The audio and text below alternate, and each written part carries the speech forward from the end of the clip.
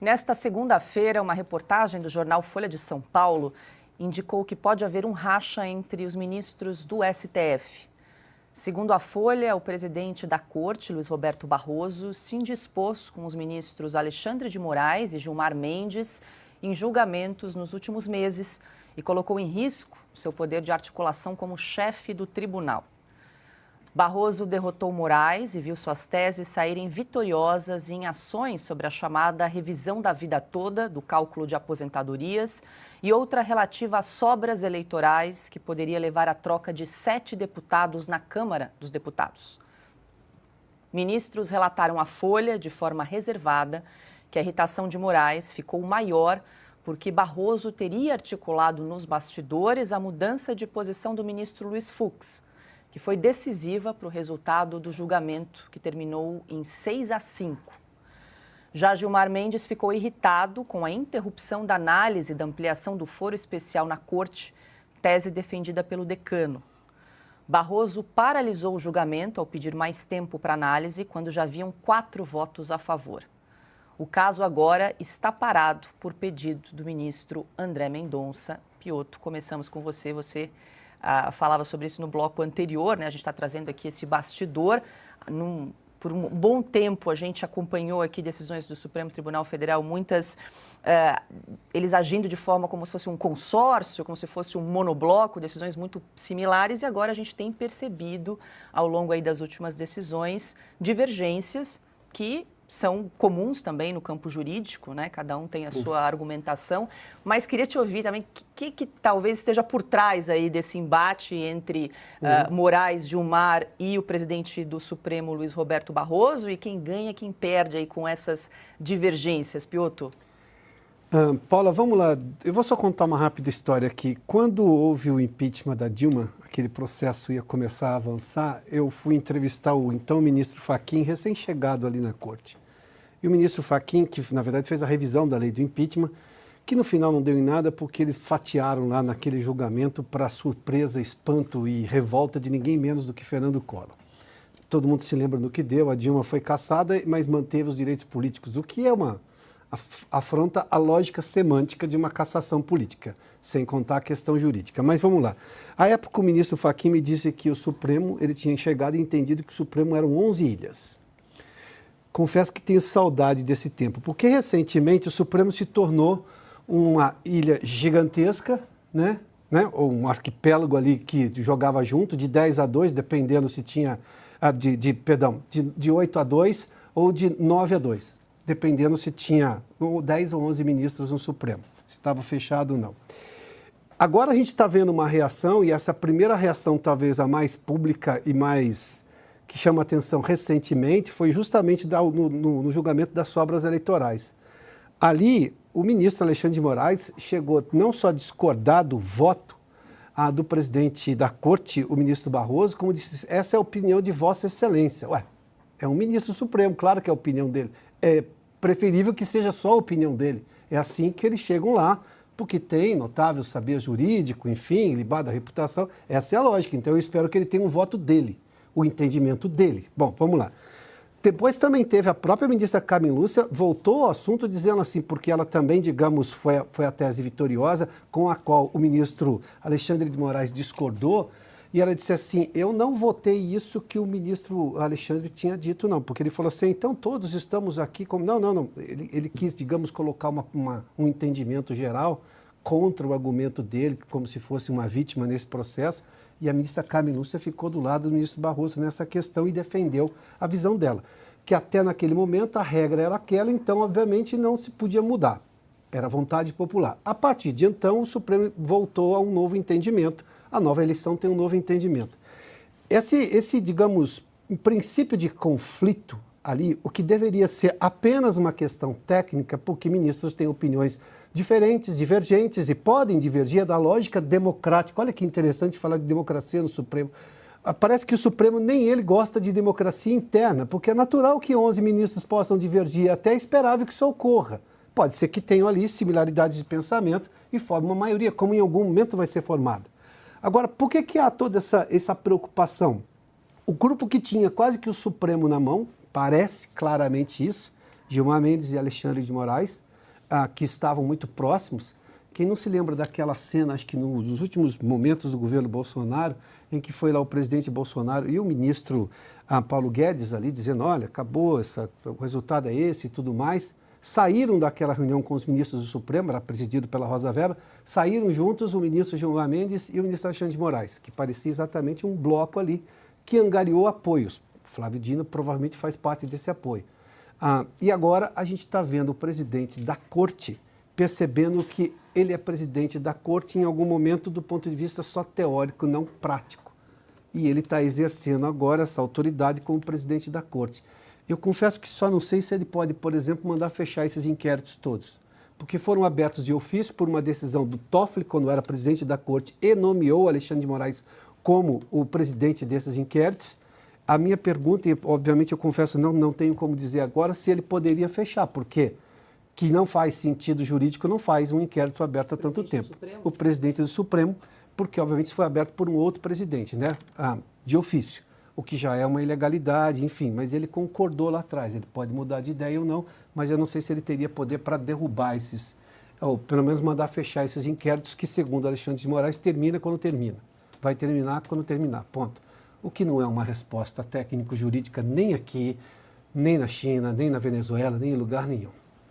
Augusto, curiosa para ouvir aí sua análise desse embate aí que está se desenrolando no Supremo entre três ministros de peso aí, né? Gilmar Mendes, Alexandre de Moraes e também Luiz Roberto Barroso, que é o presidente do Supremo atualmente. Antes que se formassem blocos, né? Se formasse um bloco quase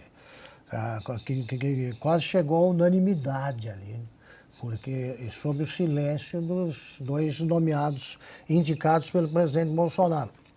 Até que se formasse, você tinha divergências, houve discussões ásperas entre o Barroso e o Gilmar, o Gilmar com quase todos, o Gilmar chamando de covarde, só não haverá salvação para o juiz covarde, sei lá de onde ele tirou essa frase, mas dirigida ao Nunes Marques. O Gilmar brigou com meio mundo. Ali eram 11 ilhas. Eu também tenho saudade dessa época. Que começou a mudar, surpreendentemente, por uma frase dita pelo Fux. Não esperava que viesse dele. Não. Mexeu com um, mexeu com todos. Não é assim. Não é assim. Sobretudo quando se tem discussões altamente duvidosas, como as que vêm sendo tomadas pelo Alexandre de Moraes. Ele era o caçula da corte, o mais novo dos ministros, quando ele assumiu o primeiro inquérito, esse do fim do mundo. E agora aparece o dono do Supremo. Vamos agora ver o que acontece com a Carmen Lúcia, por exemplo. Ela disse numa reunião lá do TSE que aceitaria a censura, que é indefensável, ela disse, é inaceitável, mas, diante de condições excepcionalíssimas, palavras dela, ela ia topar até o dia da eleição. A eleição já acabou faz tempo. E a censura continua. E ela vai assumir a presidência do TSE em agosto. E de agosto, ela assume um pouco antes, porque o presidente que sai, no caso o Alexandre, ele sai um pouco antes do fim do mandato, não chega a 2 anos. O vice fica durante um tempo na chefia. Como é que vai ser? Ela vai presidir ou quem preside é o presidente do CIED, esse monstrengo que foi criado agora, que é o Moraes. A Carmen Lúcia vai aceitar isso aí? Ou vai aceitar a censura? Porque o que houve durante a campanha eleitoral de 2022 foi censura. Claro que foi. É das palavras da própria Carmen Lúcia.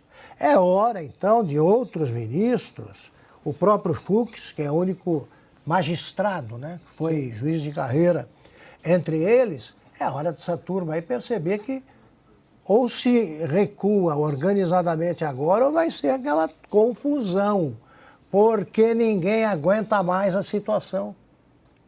É outro país. Que democracia eles estão defendendo? A que censura? a que prende arbitrariamente, a que mantém preso sem julgamento, a que prende alguém, um deputado indultado pelo presidente da República. Isso não é democracia.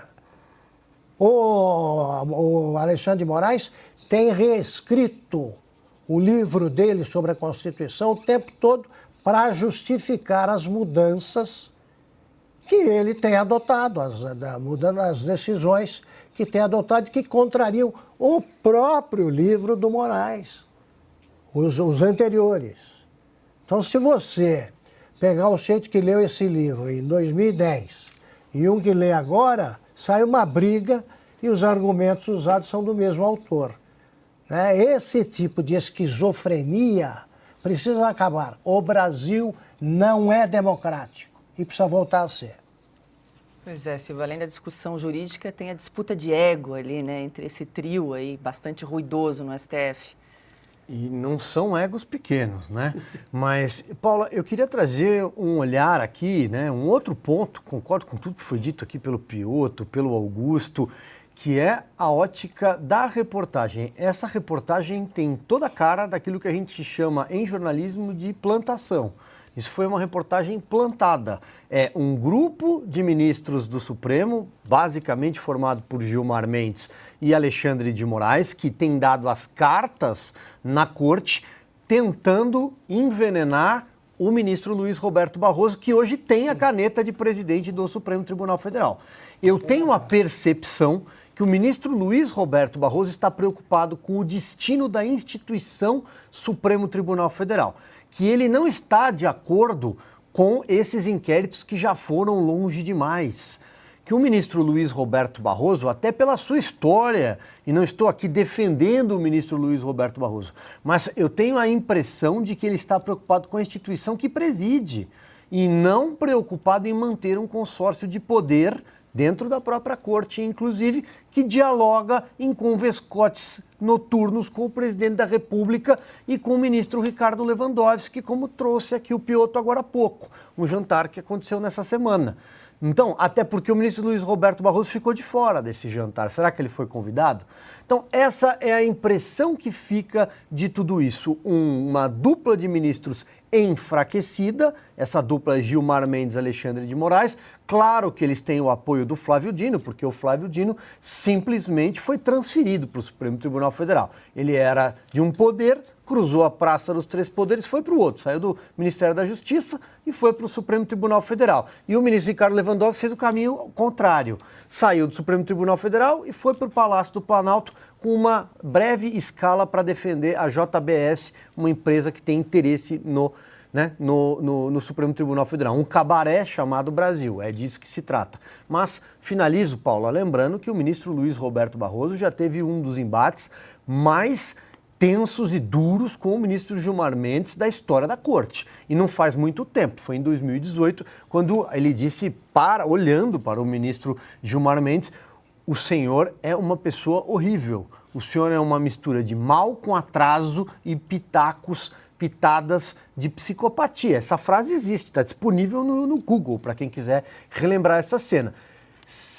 Não sei se ele mudou de opinião em tão pouco tempo. Eu acho que eles se reuniram de alguma forma para o que ele, Barroso, confessou, derrotar o bolsonarismo. A partir daí, a agenda é outra. O Barroso parece estar preocupado com o STF como instituição. Só para complementar esse comentário perfeito, Lúcio, concordo inteiramente com você e aproveito para comunicar aos leitores, aos que ainda leem esse tipo de reportagem, o seguinte: toda vez que algum repórter da TV, se algum repórter da TV estivesse mexendo no celular, olha, eu conversei com as minhas fontes do Supremo, fontes do Supremo, pode traduzir para Gilmar Mendes, é ele. Eu só vou reforçar esse ponto do Silvio aqui, eu concordo. Se a gente olhar para a lógica do que é o Supremo Tribunal Federal e a plena concepção que, óbvio que o ministro Barroso entende o que é o Supremo Tribunal Federal, ele se olha no espelho, olha para a corte que ele preside e fala, bom, isso não é o Supremo Tribunal Federal. não o Supremo Tribunal Federal pacificado, compreendido, descrito na Constituição, que as outras formações de ministros, obviamente, elegeram e fizeram o Supremo existir. Há, obviamente, problemas ali. E se ele hoje está enfrentando o que se pode dizer ali de um grupo de poder dentro do Supremo, talvez esteja realmente fazendo em nome de recuperar a instituição. E isso vem em boa hora, porque, convenhamos, o Supremo só deixou de ser o próprio Supremo nesses últimos tempos. E é a única coisa que ele não poderia deixar de ser, ele próprio.